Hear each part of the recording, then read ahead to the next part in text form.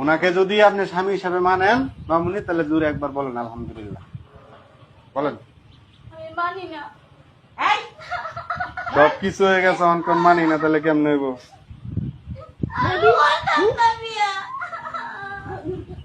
মারেন না, আর মারেন না। মেয়ের একে তো জোর করে বিয়ে দিতেছেন, বুড়া বুড়ার লগে আবার মারতেছেন।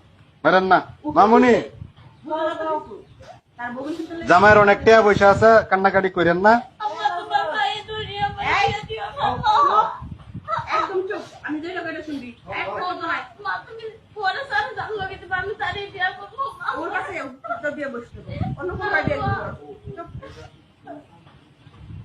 বলেন বলেন বলেন বলেন আলহামদুলিল্লাহ বলেন বলেন।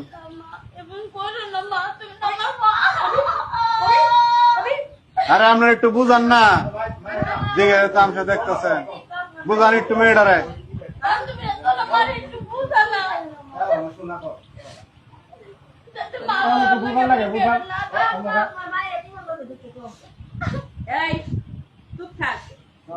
বলে হলো মামুনি, বলে হলো সাইন দিছ, টিপসই দিছ, সব হয়েছে, খালি আলহামদুলিল্লাহ বলে হলো। 15 লক্ষ টাকা কাবিন ধার্য করিয়া 10 লক্ষ টাকা উসল স্বর্ণ বাবদ 5 লক্ষ টাকা বাকি রাখিয়া আব্দুল মান্নান সাহেবকে যদি তুমি স্বামী হিসাবে মাইনা থাকো, দূরে একবার বলো আলহামদুলিল্লাহ। মা বলো বলো। আমাকে বেলা শেষ, আমরা যামোগা। আমরা এগুলো কান্নাকাটি দেখতে আসিনি।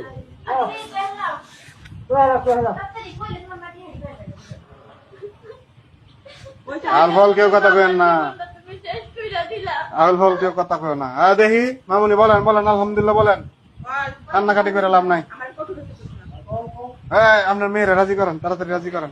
বলেন বলেন মামুনি, কবুল বলেন, দেরি করেন না গো, নামাজের টাইম হয়েছে, যাইতে হবে আমার। এই যে তাড়াতাড়ি বল, কালি সব কতক্ষণ বসে থাকবো?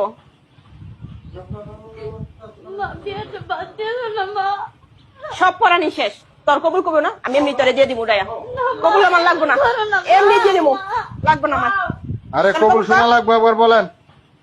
হ্যাঁ? বলেন বলেন বলেন একবার বলেন আলহামদুলিল্লাহ। এই কবুল কর।